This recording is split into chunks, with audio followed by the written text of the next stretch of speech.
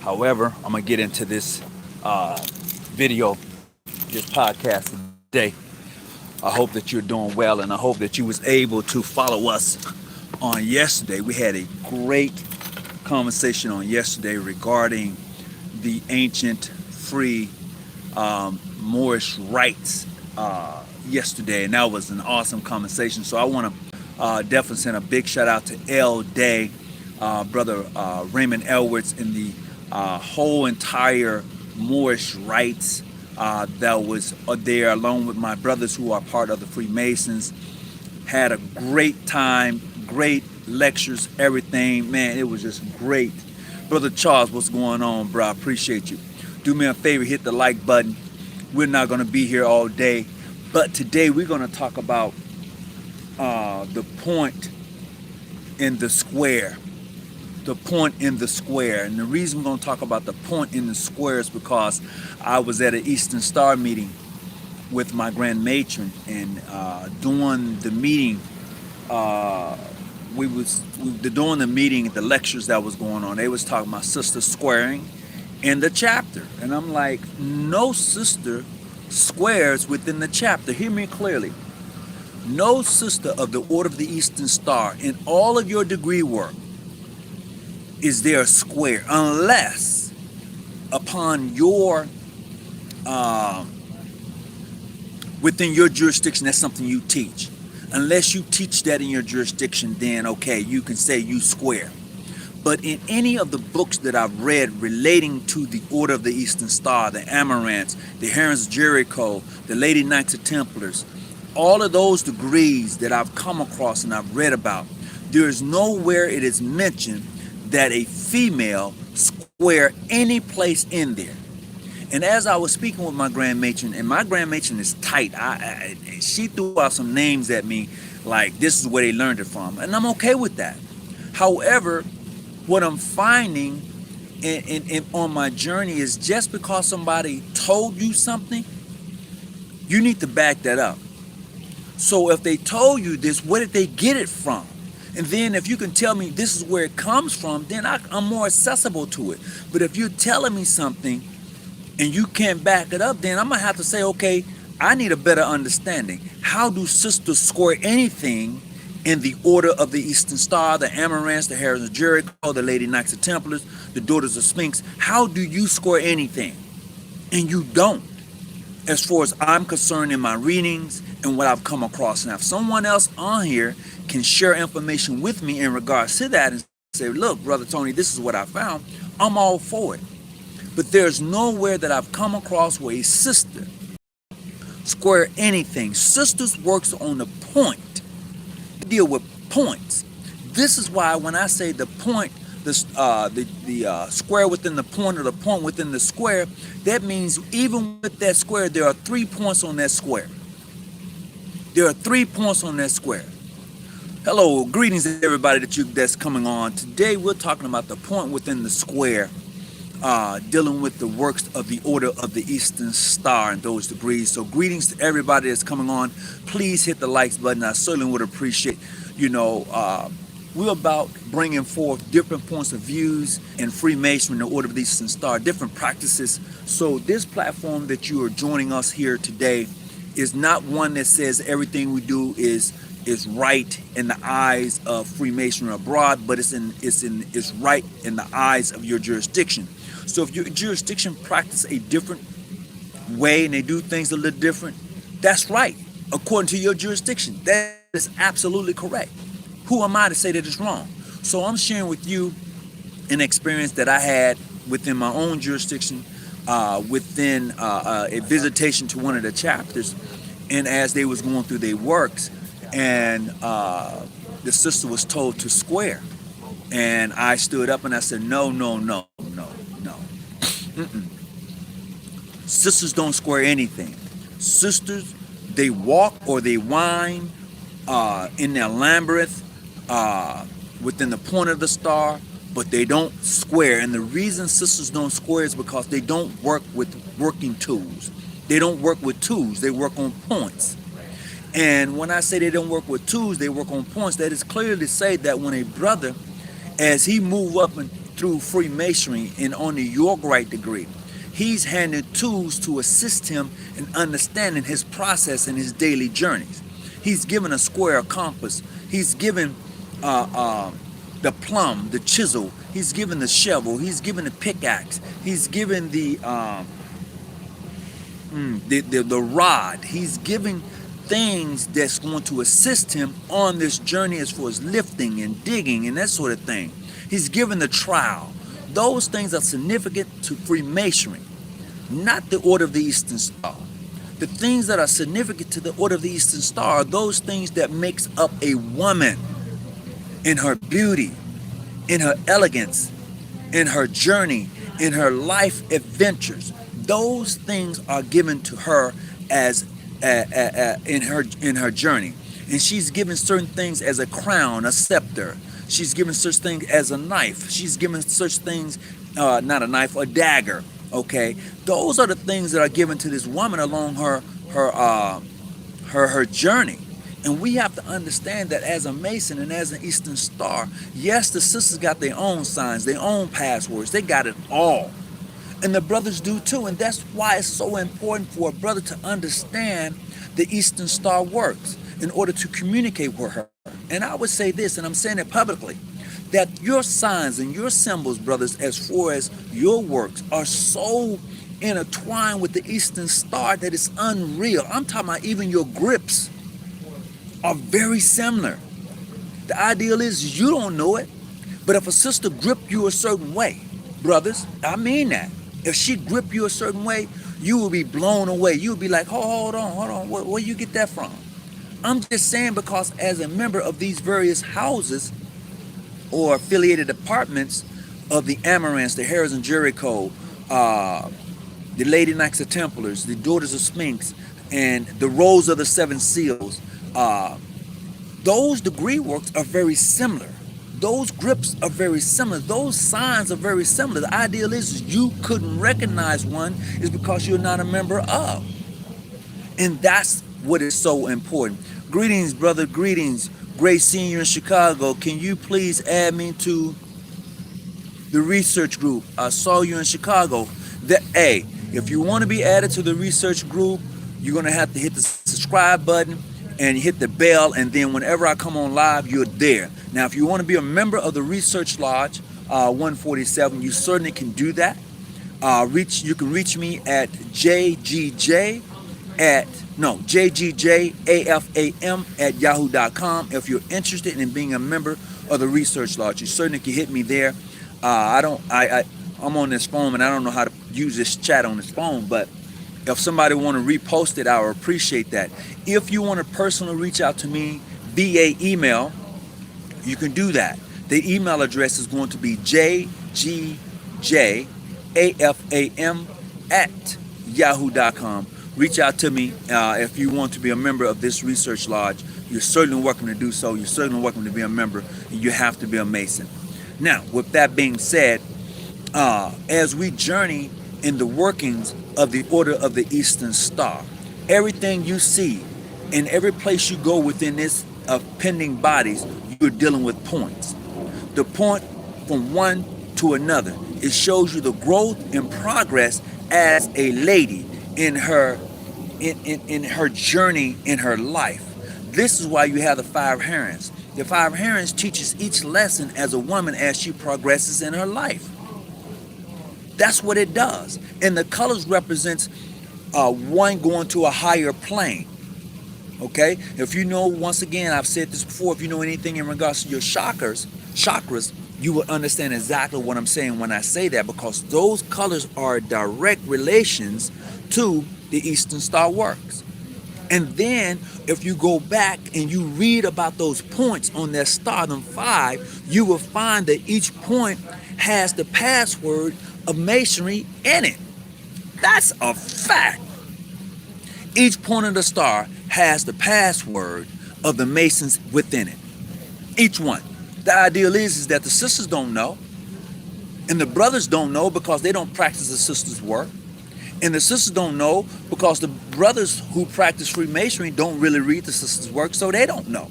But I can tell you firsthand experience that the Eastern Star works and the Freemasonry work is so closely related that you can find the passwords of the Masonic degree work within the Eastern Star works. You can, because within that works, the compass and square is hidden within the star point. I did a lecture on that not long ago, and I drew it out to show you the compass and square being hidden within the points, and that's true. So sisters, you don't work on a square, you work on a point. When you come out of that first degree, I want to say Eta, being that first degree, you stand up, you're on a point. You're not on a square. Each one of those degrees, when you stand up, sisters, you are on a point. When you walk, you don't square. Okay? You don't square when you walk. And I was trying to explain that to my worthy matron. You know, she was asking me, well, how do you, I was like, this is how the brothers do it. Yeah, I said, this is how the brothers do it. This is how you end up on a square. But you don't do that. In your degree work, you're pointed in that direction. Ada, I appreciate that. Absolutely. I want to send a big shout out to UK, Brother Dwight Muhammad out of UK, the most wishful master of the Mystic Lodge, 619 out of UK. Big shout out to you, brother. I see you works. I see you putting it down. You know, so that's how you have to do that. And one reminder, Brother Dwight Muhammad, I'm going to have to mail each of you your books separately. I cannot, and I have not received any information in regards to the books that I sent to you. And Brother Glenn has not received anything. I had his address, I put it down, he didn't receive anything. So I have to individually mail you those books off, and I'm just going to have to chop up the cost on that. That's just money lost. It is what it is. Although I had insurance on it, I can't find the receipt, and if you don't have the receipt when you go back to claim anything, it's a wash. So, life. But back to the conversation at hand in regards to the point within the square within the point, or the point within the square. So when you look at that and you look at the grand, look, I tell you what you can do. Look at the grand emblem, the grand chapter emblem of the Order of the Eastern Star. It is shaped in a heptagram. There's one, you take one point, draw it over to the next star point, draw it over to the next star point, you end up with a heptagon. That's what you end up with. So the only thing that I can say in regards to that is that reminds me of the encampment. If you're in the appended degrees, you understand the encampment. And then if you understand the encampment, you know that within the encampment, they protect the 33rds. The encampment protects the 33rd. So if you're able to get that in, then it's a whole nother ball game. That is so true. It's a whole nother ball game. And you don't really dive into anything and really get a logistics of Freemasonry until you begin to go into the appendant bodies. A lot of people say, well, I don't want to go up any higher. The Master Mason's the highest you can go. That's to a point. I get that. I get it. It's to a place to where you feel comfortable. But I would tell you this, anyone who's definitely into Freemasonry, you've been initiated, passed, and raised, you have done these things, when you climb the appending bodies and you take a step and you look down, you see things from a different point of view. So you have that compass, that square, and that level. It's different when you get into these appending bodies. Those are not used the same. What you're taught as far as your appending, as far as those first 3 degrees and how you should use those working tools, when you go into your appending houses on the Scottish Rite side, it's totally flipped. What you thought you was using that square for is not what it's used for. What your opinion is and about that level is different. I'm telling you from what I know and from what I read and what I practice. Now, with that being said, you may practice a little bit differently. You may know something a little bit different. But I'm telling you, you have to check that out for yourself. You have to go and see for yourself.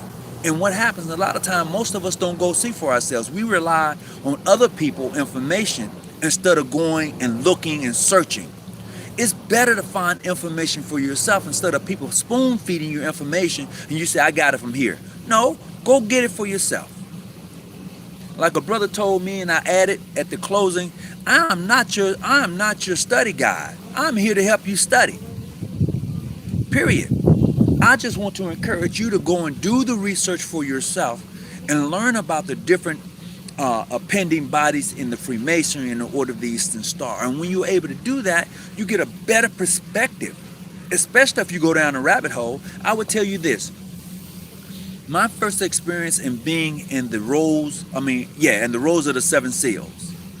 And I was sitting in that degree work and watching those sisters do that degree work and the things that they talked about in that degree work opened my eyes to a whole nother perspective of being an inspector general. What does that mean, being an inspector general, in regards to being a part of the rows of the seven seals? When you understand what the seven seals are all about, and it breaks it down in Revelations, and you understand that you are a rose of the seven seal, it's a wrap. For those sisters who have that degree work, the rose of the seven seals, that's beautiful.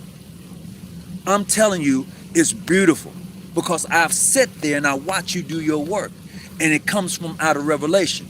So if any of you Bible scholars want to understand the rose of the seven seal, and you have been initiated in that degree work, go to Revelations. That's all I can say. It's directly connected. And then for you inspector generals, you need to understand your encampment. You need to understand why did they build the encampment the way they built it. Just like if you look at the Pentagon, okay? The Pentagon is nothing but an encampment to the 33rd. That's a fact. Go look it up for yourself, and you can research it for yourself and take a look at the Pentagon and look at how the encampment is set up regarding Freemasonry. What's up, Lee Hall? How you doing? Greetings, brothers. What do you think about the book that talked about King Solomon in the... Oh, man, look, now you got to change. Now I got to change the conversation to answer your question real quick like. Okay, the book that talks about King Solomon and magic. Brothers, sisters, if you have not yet been connected with the language, and I say language, anything you say, anything that you put out in the universe, you cast spells with your spellings and your words. And if you can't grab hold to that and understand that everything that you put out, you can manifest, that you can change and manipulate the matrix for what you live in. If you say, I'm poor and I don't have, you're going to always be poor and not have, because you have put that in the matrix. You have already put that out of your mouth. A bus leaves every city every day. A plane leaves every city every day. You don't always have to be where you're at. You can get on a plane and go and start anew somewhere else. Didn't say it was going to be easy. I'm saying that you have the capability of doing that. What is it for an individual to have money in his pockets and be able to leave and go and start a new life, but chooses not to? What does that look like? This is why most people, when they get money in their pockets, they leave their situation. They don't stay in the ghetto. They don't. In the projects, you got to start looking at words. Brother Lee Hall, this is your fault. You got to start looking at words. Okay, projects. Look at the word projects and understand the definition of the word projects. And then look at where they put most black people at. Okay? Then after that, look at the word ghetto. Understand the meaning of ghetto. When you're able to take those words and understand what they mean and how they are meant to hold you down to a certain level, you're going to be forever there. It's a government project. It's a government ghetto. It's government ran. And you think that anybody that puts their foot on your neck, you think they're going to let you up to move out? That's something you got to do. You have to remove the slave mentality off of your brain in order to free yourself and move beyond that. Period. Everybody don't want to see you be successful, and they don't understand what it took for you to get there. But when you get there, they're going to talk about you. When you become successful, they're going to talk about you. They're going to say, oh, he think he all that now. No, it's not that, bruh. You think you're less than. As a matter of fact, you being my best friend, you should be with me. Not talking about me, you should be with me. Anybody who wants to see you be successful, they're going to put something in you. You're going to invest in them. But if you don't invest anything in anyone that's around you, nothing happens, nothing moves. This is why when you go back to that question that you asked me in regards to King Solomon and magic, it's all magic, bruh. But those who come into Freemasonry, those who come into the Eastern Star, they don't pull back the blinds. They don't pull back the curtains. They leave the curtains where they at. And they're just happy. I'm an Eastern Star. I'm a Master Mason. You just so happy. But you don't pull the curtains back and understand the hidden mysteries. And trust me, there are some hidden mysteries. Bruh, look, most individuals who get these passwords, they don't even know what they're saying. You get a password, you don't even know the meaning of the password, you're just saying it. That's all you're doing. You're just saying it. You're just speaking it.